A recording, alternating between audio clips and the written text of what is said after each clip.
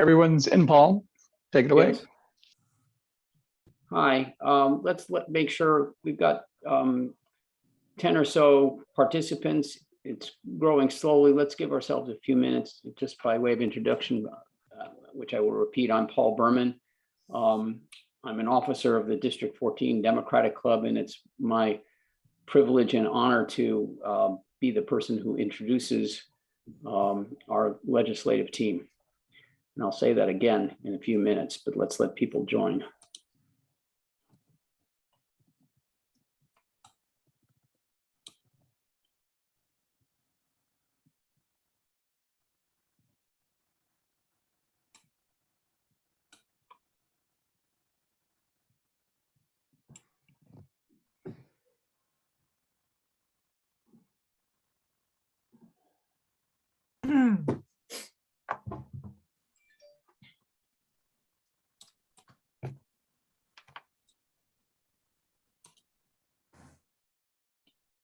I was just about to say the same thing.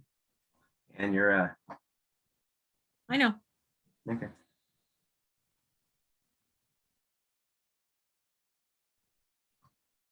I don't have anyone else in the waiting room, Paul, if you want to get started. Okay. Well, thank you all for joining us this evening for our District 14 legislative wrap-up. Once again, I'm Paul Berman, an officer of the District 14 Democratic Club, and it is a privilege and honor to serve as MC for and introducer for this event. Let me say that, well, let me briefly identify who our legislative representatives are. Our senator in District 14 is Craig Zucker, who currently serves as the vice chair of the Budget and Taxation Committee.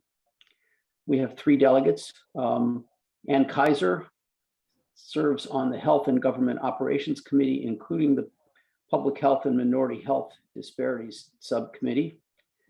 Delegate Pam Queen is on the Economic Matters Committee and serves as chair of the Banking, Consumer Protection, and Commercial Law Committee.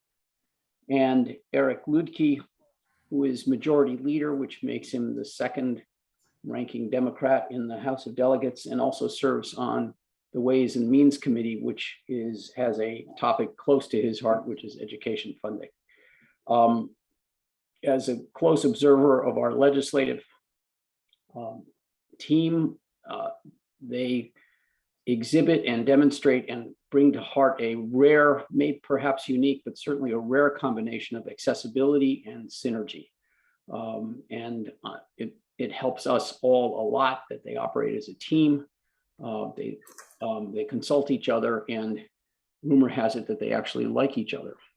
And so we're really pleased about that.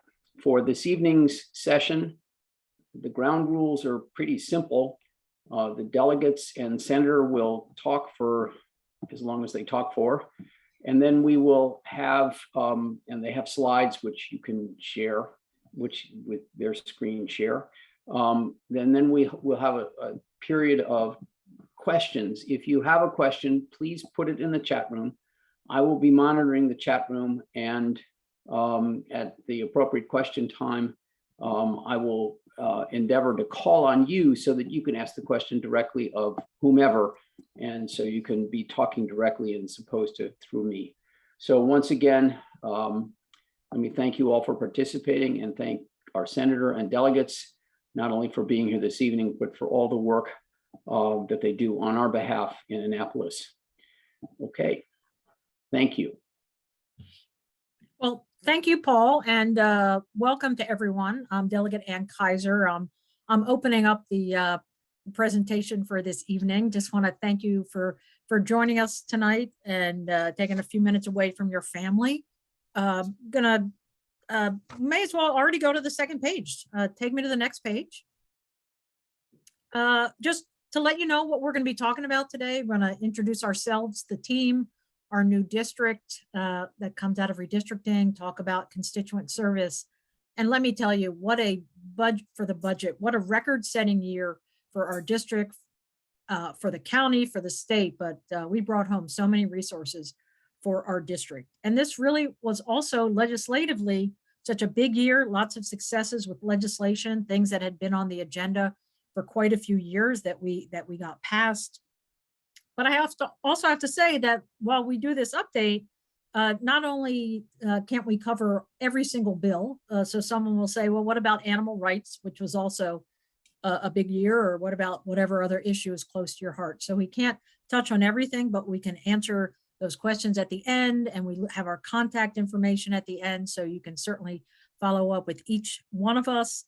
And also, while I was saying that some legislation that we passed this year took many years to pass, some other things that maybe you care about didn't make it through, but that doesn't mean it won't have success in future years. So again, we'll talk about the big budget year, the big legislative highlights, and then just a really brief mention of each of our top bills that we passed ourselves. And then we look forward to having the question and answer at the end. Next page.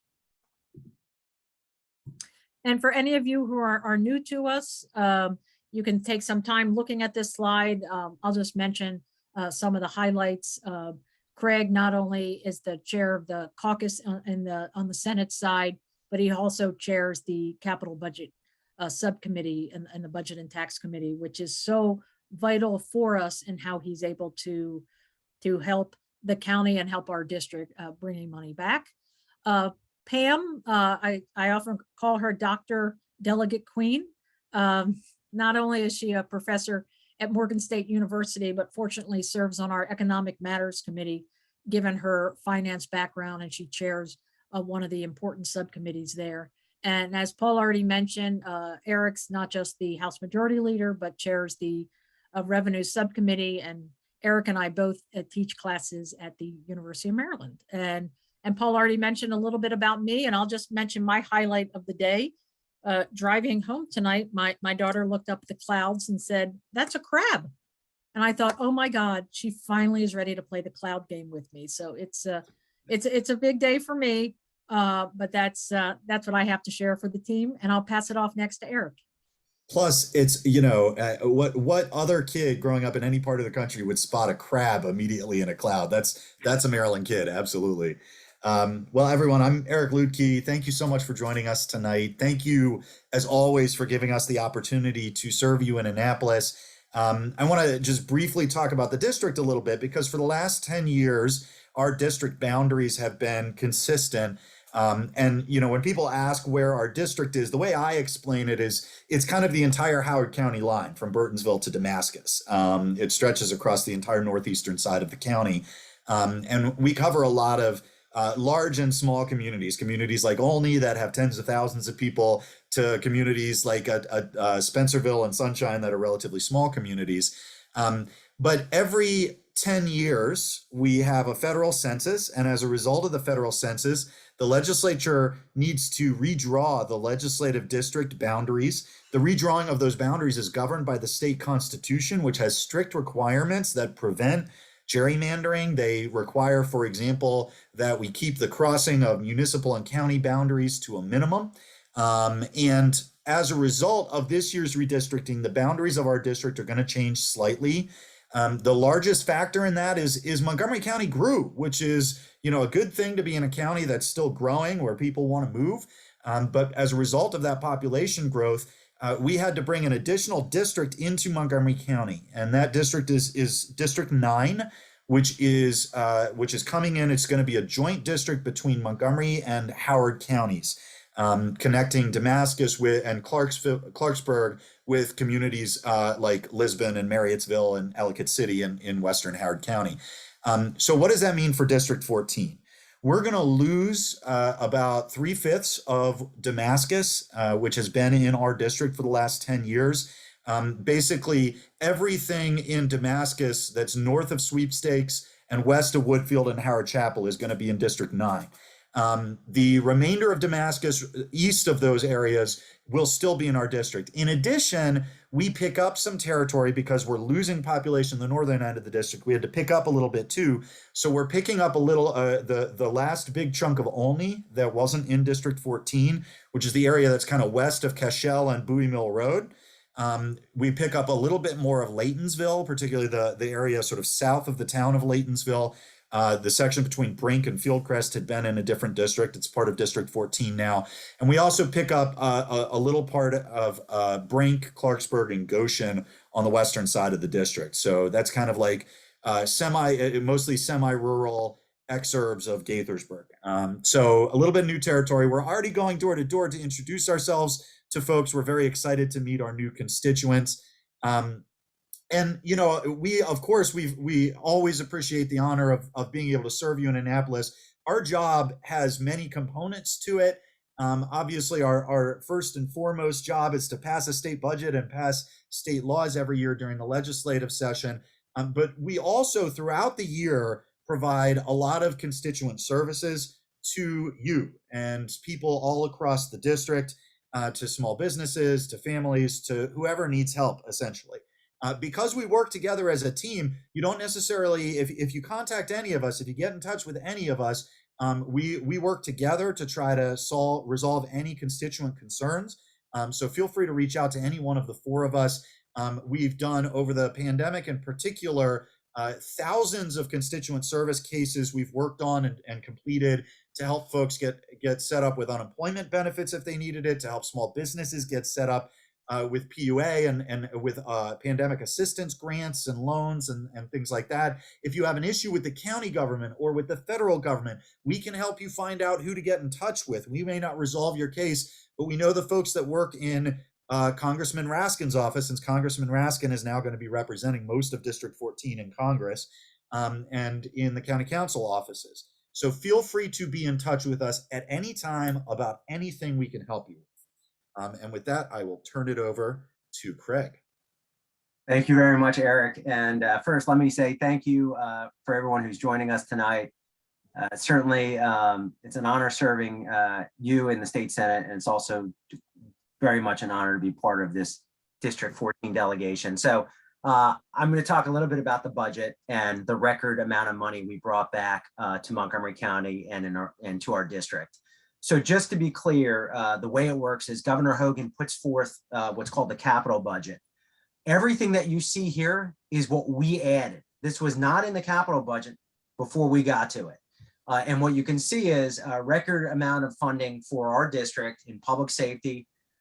We've already gotten the only police satellite station, $175,000. So this is an additional $1 million commitment to keeping the police station there and helping to create a community spot for it. We're investing $1 million and more for both the Sandy Spring Volunteer Fire Department and the Laytonsville Volunteer Fire Department. What does that mean is we're buying the Sandy Spring Volunteer Fire Department a new fire truck and the Laytonsville Volunteer Fire Department a new brush truck. We're also committed to K-12 education and higher ed. We're helping to expand Montgomery College to the east part of the county, and we're investing $2 million in that in the next couple of years. We're also helping to provide a new roof for Woodfield Elementary School in Gaithersburg, a new roof for Westover Elementary School in Silver Spring, and helping with outside renovations at Burtonsville Elementary School. We're also all in on economic development and transportation infrastructure.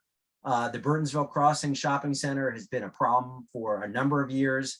The team has already invested over $10 million in that Burtonsville Crossing Shopping Center just with state money. And we're hoping that we'll have a good announcement soon on the future of that shopping center. We've invested money in the flash line and then pedestrian upgrades just all around our district. You can go to the next slide. So we also invested in community, our community treasures and health. The only theater is going to be expanding. We invested over $11 million a session for their expansion. You can see we invest in the Sandy Spring Museum. MedStar Montgomery is getting $1 million, as well as our aging facilities. We also invested record money in Parks and Rec. A lot of it is, again, all over the district. And we invested over $3 million in the Only Boys and Girls Club for their stadium. And I know there's a representative from the Only Boys and Girls Club on the call today, and we appreciate it. And we also spending close to $12 million on bike paths from Norwood Road to Cherry Hill, to investing over $1.5 million on the Bowie Mill Bike Trail. We can go to the next slide. So this talks a little bit more about sort of globally. I mean, we often hear that Montgomery County isn't getting its fair share. Well, this session we doubled down and brought back over $250 million in additional capital money for Montgomery County, which is more than $1 billion. That's with a B in direct state aid. More than 102 million in additional transportation funding, bus rapid transit. A lot of that is going to benefit District 14, our district. Close to $1 billion in K through 12 education just in Montgomery County. You can see what we've done for the libraries, community college, public safety, redevelopment of White Flint, and then our health facilities throughout the county. But this really was a year where the Montgomery County delegation worked together to make sure we delivered for our county. And in particular, your District 14 team worked together to make sure that every part of the district felt the benefits of the capital budget. And with go to the next slide, please. And then just in terms of being smart with the operating budget, this is what makes sure the state can run. We wanted to make sure that we really focused on one-time spending. That way, we weren't running into a structural deficit in the future, meaning we're spending more than we're taking in. But we had money in the rainy day fund. That's the state's savings account.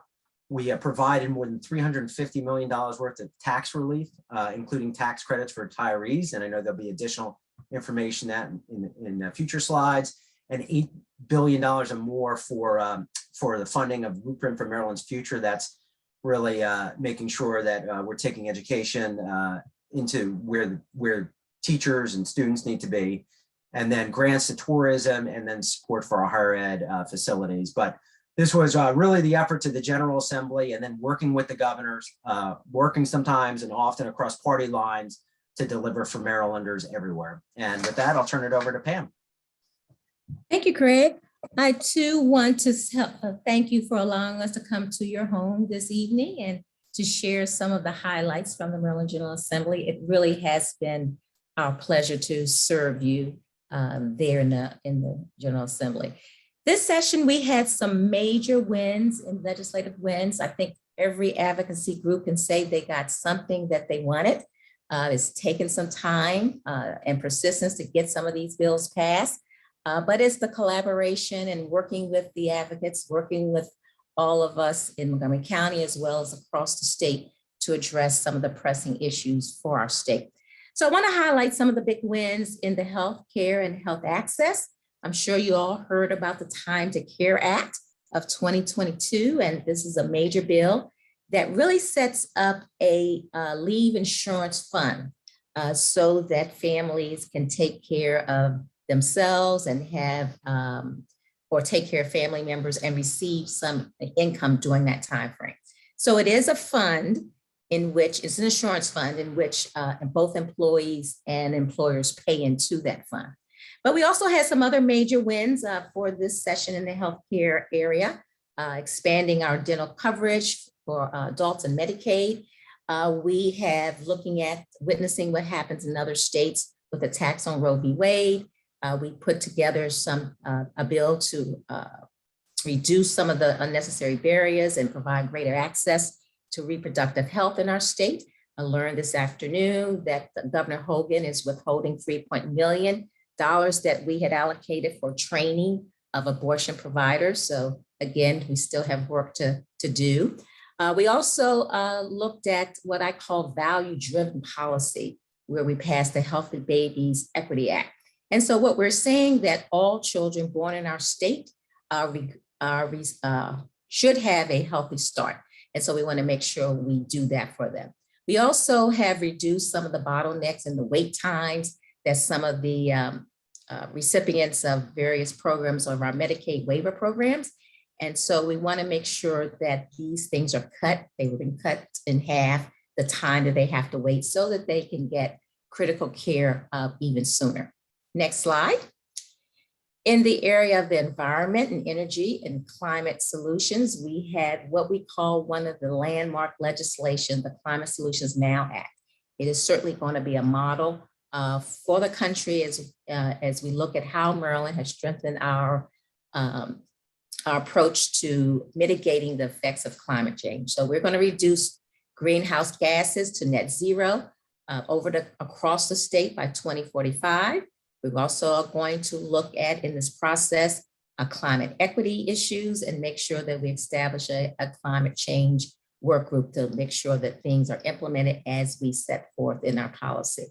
To make sure that this is happening and to support this effort to reduce greenhouse gases over to net zero by 2045, we're going to look at various programs to make sure we're supporting the low-income families as we look to become more energy efficient.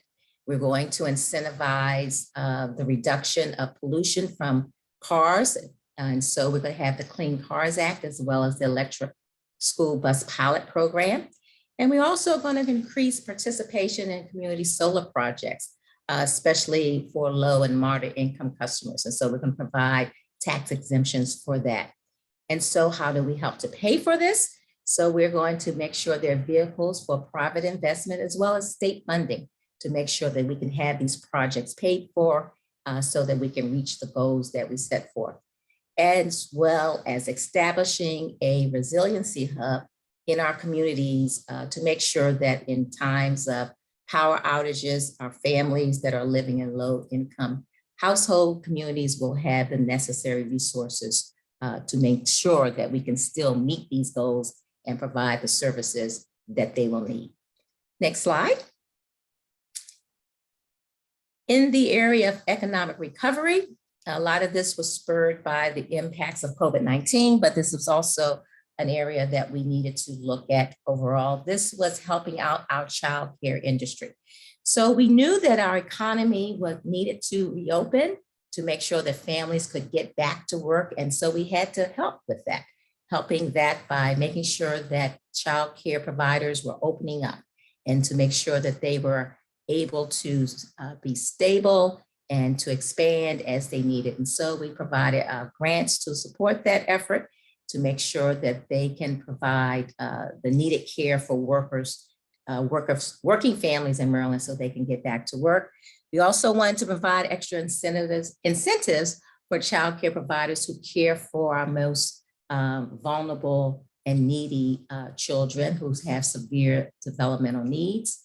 We wanted to make sure that as they expand, they can do so, do new construction, that they have capital funding to support those efforts.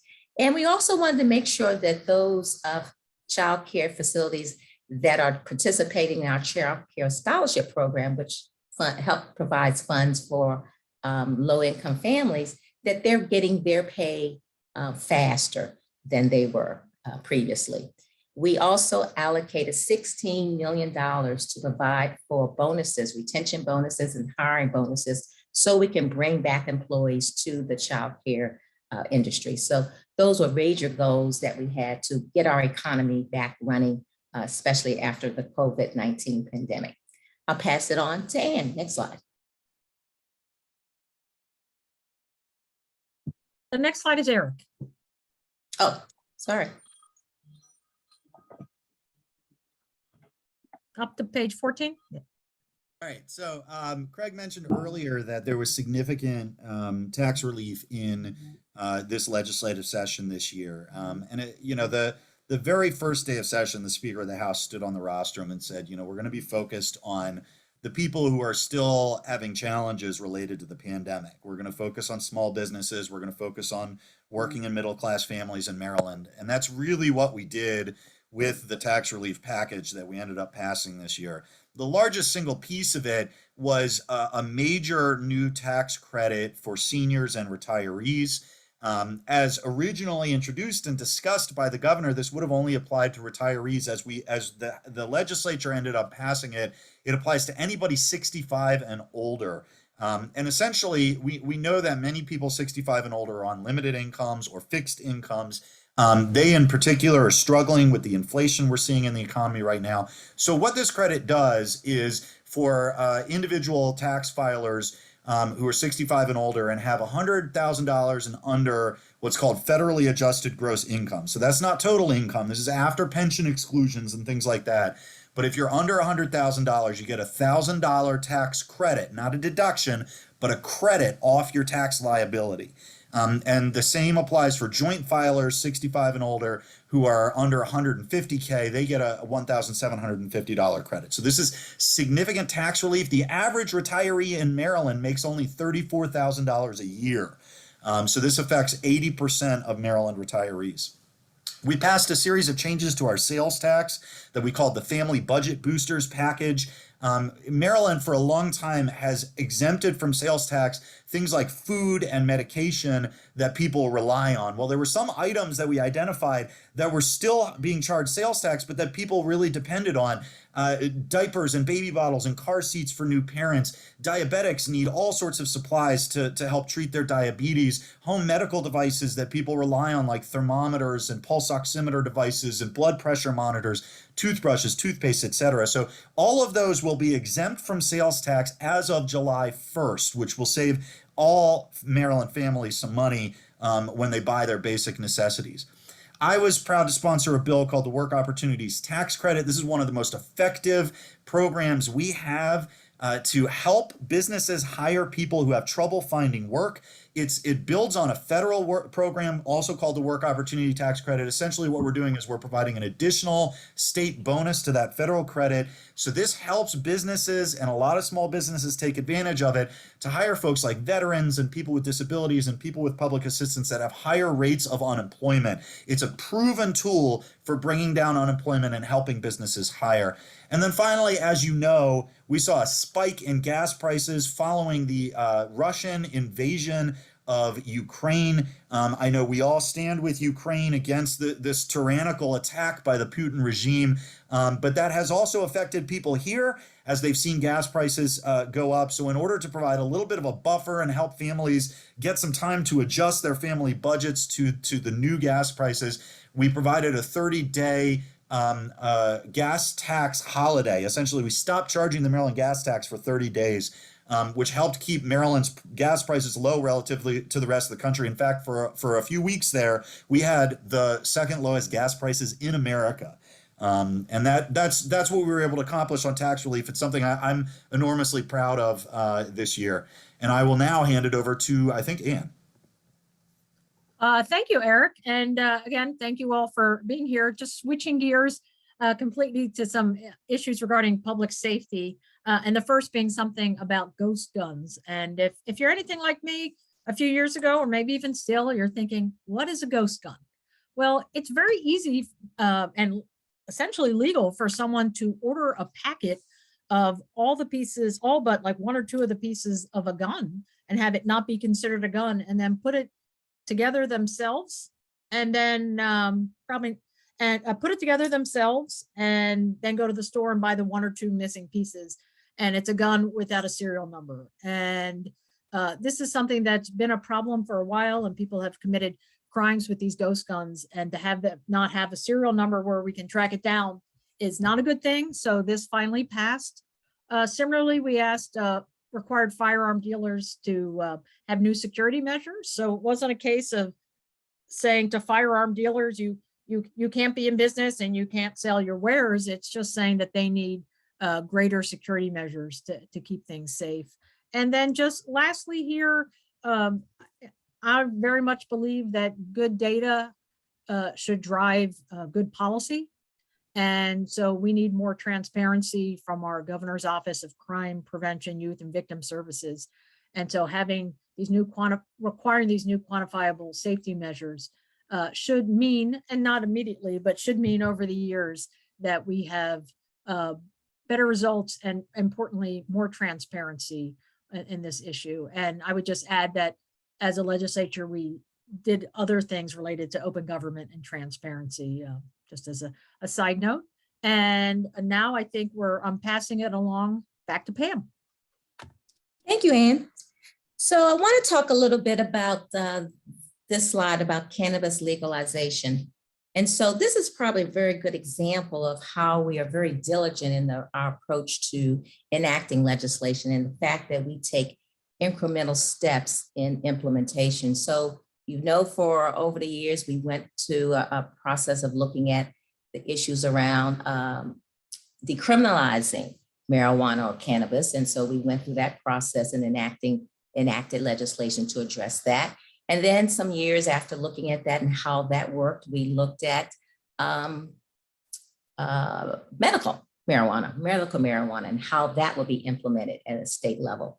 And so after, again, much study and looking at how things have progressed, we are now looking at, as the outcome of a work group that studied this process, looking at legalizing cannabis. And so we will put forth on the 22 ballot, the General Assembly, a referendum that would allow for the adoption of legalization of marijuana for adult use only. And so recreational marijuana legalization. And so that's going to be on a referendum. So all of us get to vote on that, on what we feel what we want our state to do with that issue. So if that passes, though, we do need to have structure in place. We need to make sure we address some of the lingering issues around the criminalization of marijuana. And so we need to make sure that we address laws and policies to address small quantities of possession and of marijuana for adults, as well as looking at the recreational marijuana as an industry and how do we provide access to people who have been traditionally not had access to business of this magnitude, or in this case, being pretty much on the negative side of the impact of marijuana, the criminalization of marijuana in our state. And so that's what the cannabis reform will do, is to look at this issue, look at if this referendum does pass, how do we then put this into a framework that we can address any lingering issues from the criminal justice side, as well as make sure we address any health and public policy issues as it relates to equity and access to individuals who have been involved in possession of marijuana. So next slide. The next slide, we're going to just kind of highlight some of the legislation that the D14 teams were lead sponsors on. So we talked about a lot of the legislation that we passed throughout the state, and many of those bills we were co-sponsors of, but these are some of the bills that we were lead sponsors of that were put forth this session. So one of the things that we talked about earlier, the child care providers and stabilization grants and the child care bonuses, which were part of a major package that we had in the legislature. Basically, the timing now was to address the COVID-19 pandemic, the impacts of the COVID-19 pandemic. But this has also been issues that the Economic Stability Work Group that I co-chair has also talked about. We went through a listening tour throughout the state to find out what are the issues that are barriers to keeping families gainfully employed and making sure that they could be stable economically in their day-to-day lives. And so childcare, access to childcare was a major issue for them. And so keeping families working and having access to childcare is really important to, as I alluded to our economy. And so I was really happy to be lead sponsor on a couple of those bills that were part of the child care package. Another bill that we looked at was to better protect consumers from financial entities. We often know, we heard about some of the issues that individuals had who were getting mortgages, predatory mortgages, other kind of issues that have impacted certain communities. And so what we're doing now in this bill was to make sure that we are regulating and enforcing unfair and deceptive false advertising or other abusive acts that are coming from non-depository entities. So when we talked about the issues that we had with predatory lenders, we were mostly focusing on those national banks or those traditional banks, but we also have other entities that provide mortgages and financial instruments or products to our consumers. And those are insurance companies, pension funds, security funds, as well as other financing companies. And so this bill makes sure that those entities too fall under the same regulations that our banks have, and also that the state of Maryland will share information across other states to make sure that we can bring the enforcement and regulatory actions that are needed. The last bill that I want to kind of highlight is about affordable housing. And this was an opportunity for me to work with my colleague, Senator Zucker, to make sure that Maryland housing ecosystem has sufficient inventory for affordable housing. This was another issue that came out of the Economic Stability Work Group, the idea of families, working families going from renters to homeowners. And so this is a major issue for our middle class. I know when I moved to the county back in 1980, going from a renter to a homeowner was a challenge as a married couple, 2 income folks. But now when I look at my son, who graduate of Sherwood High School, went away to college, came back, works for the federal government. And when he looks at buying a home in the neighborhood where he grew up, it's very, is really almost cost prohibitive, especially as one person trying to buy a home, not in Albany at least. And so this is a way to make sure that the middle class can become homeowners. And so what this bill does is looking at the state to look at its unused or underused property to see if that housing, that property could be converted to affordable housing so that we can get more of our middle class into homeowners. And so those are some of the key things that we looked at this session. And again, to make sure we're listening to the issues you bring to us and try to find solutions for them. Next, we'll hear from Craig. Thank you, Pam. So I often say that you can't ever do anything alone in Annapolis, and it takes a team. And that's why I'm very happy to be part of this team and desperately want this team back in Annapolis. But there are things that I was focusing on this session in particular when it comes to strengthening the economy, helping small business, making sure that we're doing well with our education system, but also ensuring that we're doing what we can for those with developmental disabilities. So what I thought I'd do is just quickly walk through some of the highlights that I focused on this session. First one was end the wait. So we have tens of thousands of children who are developmentally disabled and who have are on waivers or on Medicaid waivers. And often there's a 9 to 10 year wait for them to get off a waiting list into service where they can actually utilize the waiver. And I reached, especially with COVID, I reached a breaking point that we needed to end the wait. So I sponsored, along with Delegate Pena-Melnick, legislation that passed that will take the thousands of children that are waiting for services and cut the list down by half. In addition, we negotiated with the governor. I fenced off $30 million to get 1,200 children off the autism waiting list who had been waiting into services immediately. So that's one of the things that I think is going to make a huge difference in people's lives and families' lives, especially those with developmental disabilities. I worked with Delegate Ebersol to ban the practice of seclusion in every Maryland public school. It's crazy to think that that even still is a thing, but we banned it this session. Also worked to make sure that we are protecting those that are being evicted and ensuring that they have access to counsel. So I helped to identify $14 million that we can use to protect people from being evicted.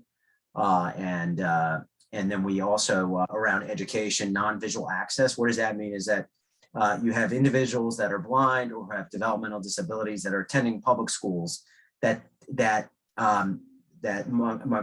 Maryland public schools will contract with a contractor, and they provide digital access equipment, and sometimes it's faulty, and the state of Maryland had no recourse. So we fixed that. So now we're going to make sure that anything that we get from a vendor or contractor will allow Maryland public school students to have access to the same curriculum that those folks that are neurotypical or don't have blindness or don't have a developmental disability.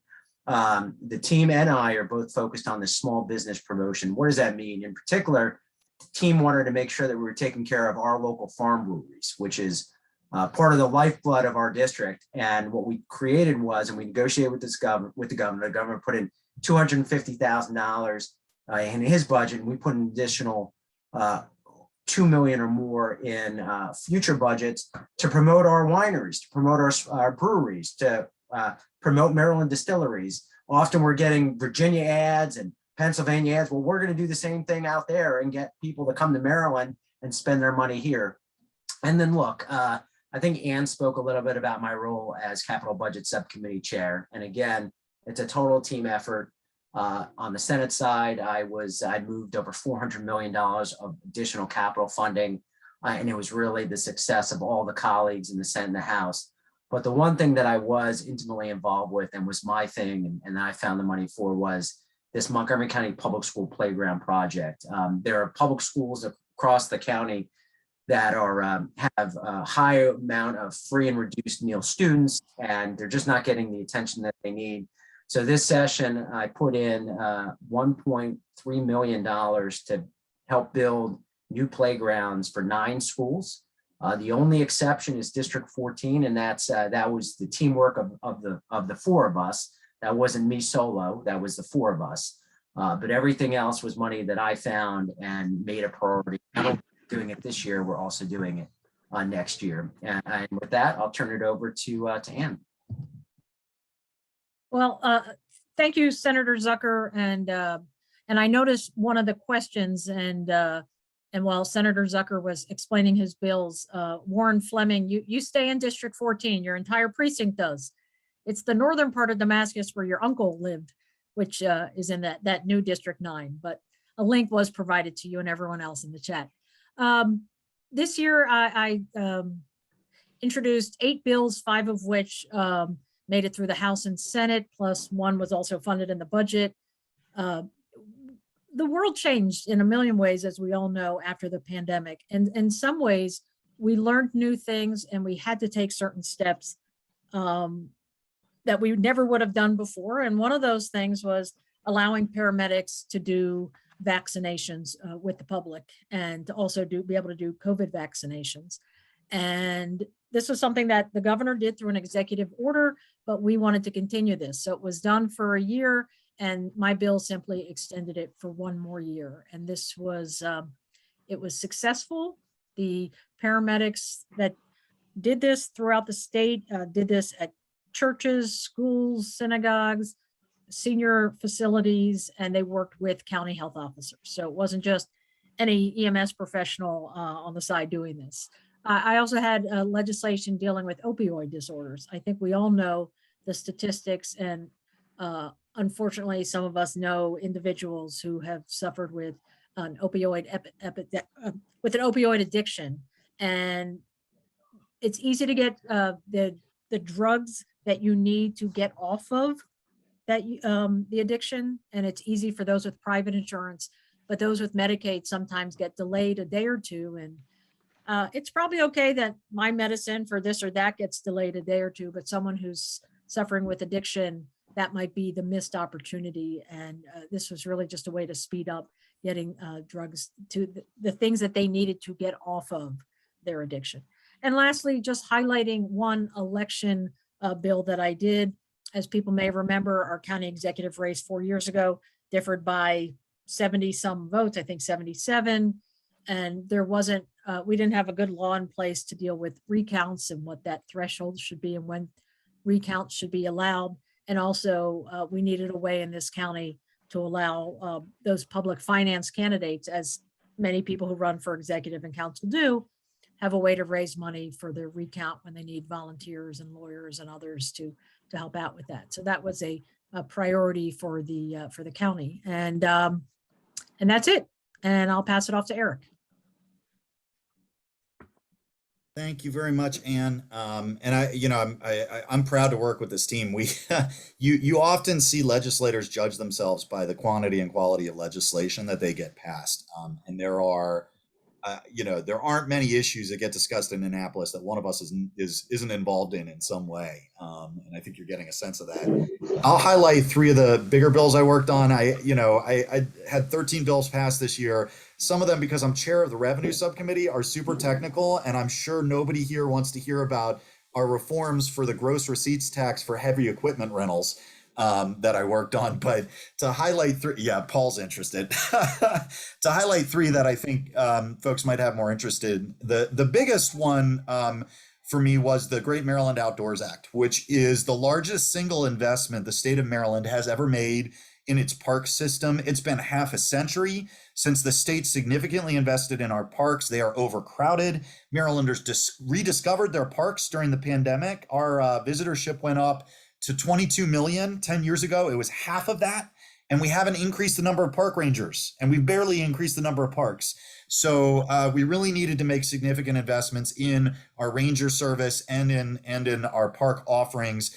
And that's what the Great Maryland Outdoors Act did. The part of it that I am the most proud of, that I'm so excited to share with folks in District 14, is we created a new state park right here in District 14. It's going to be called Freedman State Historical Park. It's the first state park on the Western Shore to highlight Black history as its major theme. And it's going to tie together, in a model called a partnership park, a number of sites that are significant to Black history in Central Maryland, in Sandy Spring, Brookville, and Laytonsville. So the Park Service is working right now on developing that park and having conversations with community members about what they'd like to see as part of that park.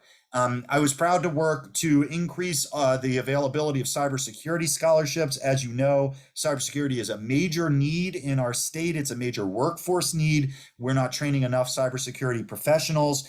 So we quintupled the amount of funding going to the state cybersecurity public service scholarship and made it available to part-time students for the first time, which is going to significantly expand the number of people who are able to access an education in cybersecurity. And finally, we doubled the historic revitalization tax credit, which is one of our most effective economic development programs in the state. This program helps to redevelop existing historic structures into residential and commercial properties. It's great for the environment because it's better to recycle old buildings than to build new ones. And all of these buildings tend to be in urban cores, which means we're not contributing to small sprawl development. It's great for housing because it creates new housing units where there's need for housing. And in Montgomery County, our first generation of post-war building boom buildings is going to be eligible for this credit in the next few years. So I was proud to get that done. And I will turn it back over to Senator Zucker for a final word on the election before we get to your questions. Thank you, Eric. The 2022 election is coming, as the headline says. Primary election date is July 19th. Early voting is going to start from July 7th through July 14th, 7 a.m. to 8 p.m. We've continued to expand our early voting sites, and we've also made sure that we've protected the ones that are in our area, including Praisner, Sandy Spring Volunteer Fire Department, and the Damascus Recreation Center. Please register by June 28th and request mail-in ballots by July 12th. And you can find the mail-in ballot request form at elections.maryland.gov. And the general election is November 8th, 2022. We've been talking that more and more people are requesting mail-in ballots. The only thing that I would say that I've heard this team say, and I just want to make sure that I repeat it, is our election system is secure. Your votes will be protected. Just make sure that you vote. And with that, I will turn it over to Paul or anyone else from the team. Thank you all very much. Rapid fire, a lot of accomplishments, really great. Thank you very much. We have a few questions. Some of them have been addressed in part in the chat room, but some of us have trouble multitasking. And so I will ask you to sort of repeat your question, even if somebody's tried to answer it. Paul Schwartz, you had a question about the gas tax holiday. Yes, Peter Francho, the controller, I know he's running for governor, but he's still controller. He indicated that he recommended the gas tax be eliminated for 90 days and not 30. He said that according to him, there was enough money to cover the 90 days. So my question to you is, why did it only go for 30 days rather than 90? I'm happy to take that since I was involved in those conversations. You know, it was interesting, and you see this in an election year. 90 wasn't the biggest number we heard proposed. As soon as 30 was discussed, we had some of our colleagues saying, why not 120? Why not get rid of it completely? And the reality is that the gas tax is the major source of funding for our transportation trust fund. It pays for the roads and bridges and transit that we all use. In order to prevent there being harm to our transportation funding, when we did the 30-day gas tax holiday, we backfilled the money out of the budget surplus. So we took $100 million from the budget surplus and put it into the transportation trust fund to make up for the lost revenue from the gas tax. So any longer period of time would have required more money to be put into it. So it essentially, like anything in budgeting, it becomes a question of priorities. We could have extended the gas tax holiday longer. It would have meant we would have either had to fund fewer of these projects we've described, or not do as much in the other tax relief components of the tax relief package. Thank you. Peter Miokin had a sort of a question about the distribution of affordable housing. Peter, why don't you ask your question? And Pam answered it, but I'd like to make it available on this Zoom call to everybody. Peter? Yeah, not a problem. I know that you guys are at the state level. Montgomery County runs the county program here. But I think if you're going to provide money for affordable housing to Montgomery County, that with it, that you have oversight to make sure that affordable housing is equitably distributed around the country, around the county, rather than a few specialized or localized areas, because East County has suffered from that localized implementation of affordable housing, especially east of 29. And we don't have a problem with affordable housing. We just want to make sure that every portion of the county has affordable housing so that people aren't locked into certain areas. Sure. And so, and I do want to make sure that when we talk about affordable housing here, that we're clear with what we're looking at. This is not Section 8 housing. I Right? totally agree. Okay. I just want to make sure we're clear with Yes, that, because yes, sometimes that term affordable housing gets. No. Affordable housing for me could mean a first-time homeowner who just graduated from college or who just has their first job, like your son. You know, that's what I'm talking about. Yes. Okay. So that's what we're looking at. And we're looking at this from a pathway to, again, from a pathway to home ownership for, as you mentioned, like first-time homeowners or the middle class. And so what we're looking at, as I kind of alluded to in my response, is this is at the state level. So we're looking at state property where we own throughout the state, and looking at how we can develop that property that's not being used into affordable housing. So it should be, if all things are equal, be equally distributed throughout the counties, throughout the state. So it should not be just in one area. This would be different than what Montgomery County is putting in place. It would hopefully supplement that to make sure that that housing would be distributed throughout the county. So yes, I would love for my son to live in Albany, where he grew up. And so we're not just saying it's in just one particular area. I think that answers your question. Yeah, thank you. Okay. Jackie, you had a question about the legalization of marijuana and enforcement of driving under the influence and related issues. Yeah, for me, it's more of a, I appreciate it, Delegate Queen, the law that I should go take a look at. But for me, it was more of a sort of a how you approach your job philosophical question. So when you look at making it possible for us all to vote to legalize it, what is the thought on, I don't know if any of you sit on a committee, for the spillover effects or the downstream effects to state and local law enforcement that then would have to deal with people being under the influence of marijuana? Because right now you can do this, but the technology is a little, it's expensive. It's not as simple as how we test people for being under the influence of alcohol, let's say. And so it's really, for me, it's just more like how you approach your job and your philosophical, approach to creating laws that then, create costs for people, and how we, address that between the state and the localities, basically. I'll start there. I would say that part of the reason why it took us quite a few years to pass the marijuana legislation was because of the concern that you're talking about, and because of other health concerns that people had, the driving concerns that you mentioned. Some people didn't want to pass it until we had a plan for what we were going to do with people who've previously been charged with possession and have been in jail for it.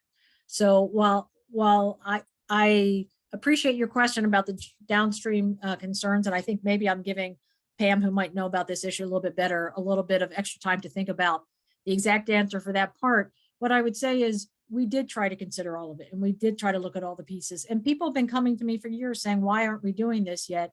And I kept saying, because we need more time. We've watched Colorado, we've watched Washington State, and we've had time to figure out the right way to do it. And so and there had been concerns from public safety professionals about, yes, exactly what you said, that the test is not so easy. But I think at the same time, as with every policy decision we make, it's the costs and benefits. Prohibition against marijuana has failed just as miserably as our 13-year history of prohibition of alcohol. And at the same time, the racially disproportionate treatment of people because of marijuana. So it's like so many other policy issues, it's the competing values. So I appreciate that aspect of it very much. Thank you. Yeah. Any other questions? I have one. Given what we expect, it looks like the Supreme Court is going to do in overruling Roe versus Wade. What can we look to you to do, not just to protect, but to strengthen the right of women to choose and other rights that the Supreme Court conservative majority might find have not been sustained in the United States since 1787? Thank you for that question, Paul. And in advance of this legislative session, our colleagues, our speaker, others said we need to prepare for the fact that the Supreme Court is going to overturn Roe versus Wade. And we have to take our law from 1992 that was affirmed with over a 60% state majority about a referendum at that time, that we had to take further steps. And some people thought it was just hyperbole. And sure enough, we were more than prescient about what might be happening, not just with abortion rights, but if you're reading the articles, the thought of what might be coming next for the LGBT community, for trans individuals in general. So we did pass a law this year to allow more providers to provide training. There was money provided for, more providers to be able to perform an abortion. Also money that the governor is seemingly holding back that's supposed to do more training. We have a problem in this state, as this whole country may have, in terms of access, where people who are live in greater population centers, who are richer, have easier access to certain procedures and easier ability to travel to different places. So we all felt very strongly that this was a health access bill, and we did take multiple steps to expand it. And I think we will, I can only imagine that next session we will be taking it even further. Thank you. Let me, Paul, let me add a little bit to that, because that was a great summary. But I do want to, I hope none of us is ignoring the sort of historical moment here, because there are only a handful of times in American history where this country has taken away a right that's been granted to its people. And I turn the night, people ask me sometimes how I ended up in politics, and the answer is my mom. My mom was active in the women's movement in the 60s and 70s, and she was one of the people on the front lines arguing for a woman's right to choose. And she, when she was pregnant with my brother, testified against a bill that Larry Hogan's dad introduced in the Prince George's County Council to ban abortions in county health facilities. And, you know, so this is, I know, difficult for a lot of women. I turned to my wife the night that the Politico story was released and said, I hate to say it, but I'm glad my mother didn't live to see this, because she would have been heartbroken. It's going to be a fight to get back to where we were. The extreme right has been able to seize an enormous amount of power in this country. And we all, as Democrats, have a lot of work ahead of us to take our country back and to make sure that the majority will is what governs here, because the vast majority of Americans believe that women should have a right to choose what to do with their own bodies. And so, you know, Ann's right that the legislature led by Ann's committee did a great job gearing up for the potentiality of this. We do have an additional step we need to take, which is a woman's right to choose should be protected in the Maryland state constitution. It should be a fundamental right in the Declaration of Rights. And, you know, Maryland will those of us in the legislature, we're going to keep working towards that.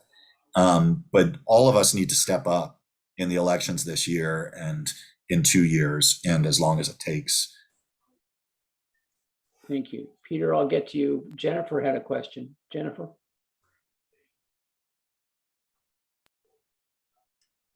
I was concerned about the safety issues in the state and particularly in Montgomery County. And I was wondering if the state did much on trying to educate the police how to handle situations better and possibly adding mental health people to the police force.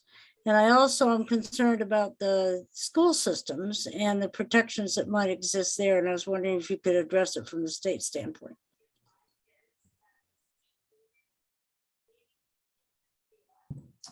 I can start off and then my colleagues can fill in. So a couple of years ago with the Justice Reinvestment Act and other policies, we invested heavily to make sure that there was mental health training and proper training for men and women in public safety when they're interacting with members of the public. And then Jennifer, what was your specific question about K through 12 education? Well, I'm just concerned that the schools are prepared to handle the mental problems that the students are encountering. And I think there's going to be a lot more with all the COVID things that have happened. Right. And I think there needs to be extra support there too.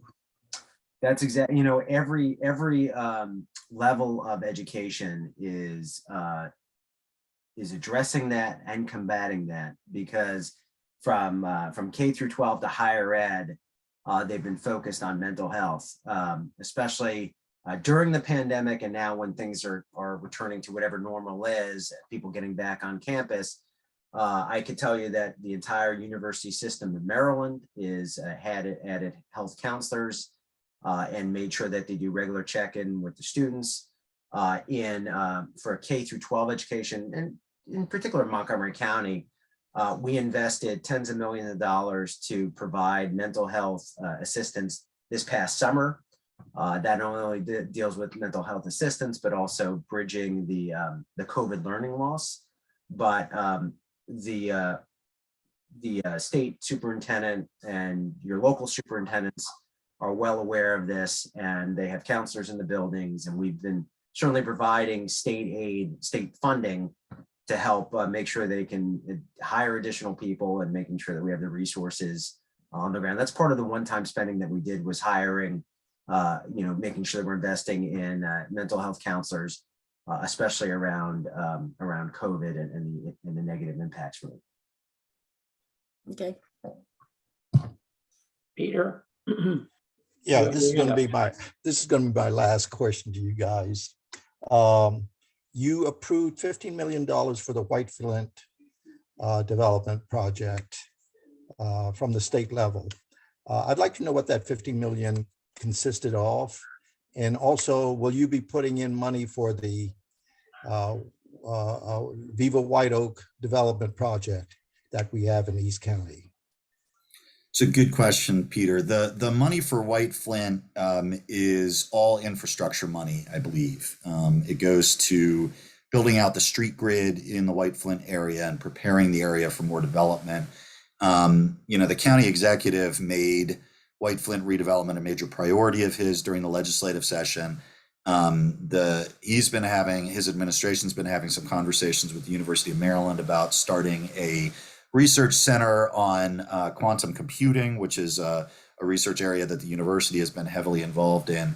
Frankly, bluntly, so he just hired a new guy, a guy I know well named Tom Lewis, who used to work for Hopkins to help run this White Flint thing. And when Tom came to my office to present White Flint to us, I said, "This is great. Where's the East County version of this?"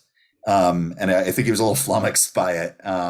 But they're well aware that we expect more attention on East County. That's a point we make consistently in these conversations. To date, nobody involved, the developer, nobody involved in the Viva White Oak project has come to us with specific requests for funding from the state.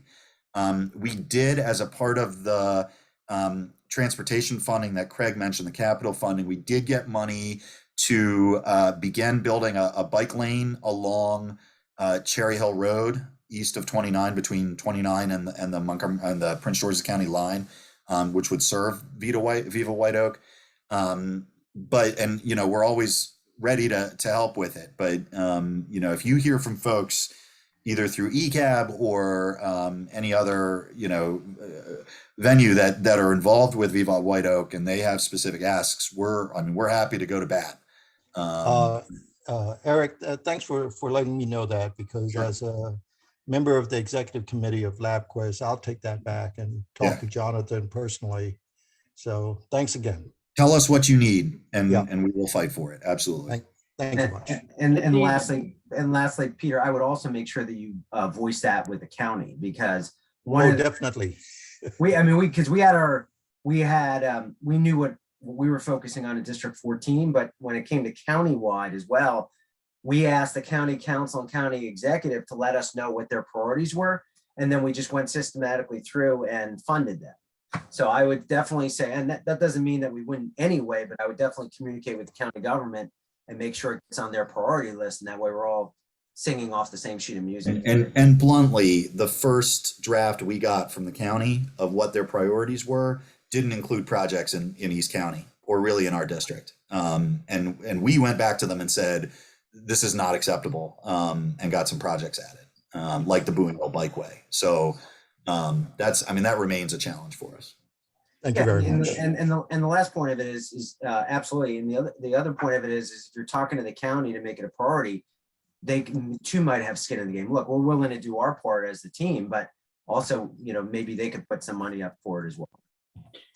Yeah, thank you very much. Thank you for that segue, which leads to just an announcement. If you are on my District 14 Democratic Club Jerry Samet Brunch Club email list, and all of you will be getting notices and invitations to 3 county election forums sponsored by the East County Citizens Coalition on May 23rd for District 5, on June 6th for County Council at Large, and on June 8th for County Executive. So you'll get reminders, so be prepared, and please be ready to come and participate and ask the kinds of questions about priorities for East County that we're hearing tonight. Thank you all very much. We really appreciate it. It's been great. We're very pleased and proud to have you as our elected representatives, and we'll look forward to doing Lisa, I will get you on my list, I promise. And thank you very much. Oh, one more thing. I don't know if the slide ended up going to our contact information at the end, just to make sure everyone has that. I don't know if it's worth opening it up again, Eric, or if you want me to type in our numbers or our email or something else, if people need to reach us. So if anyone wants to take a quick screenshot with their laptop or with their phone, let's keep this up maybe for another minute while we say our greetings goodbye. Thanks, Eric. Thanks for joining us, everyone. Thanks. And feel free to follow up with any other questions if you didn't get a chance to ask them tonight. Thank you. Thank We'll see you. you. We'll see you soon as we knock doors. Thank you all. Thank you very much.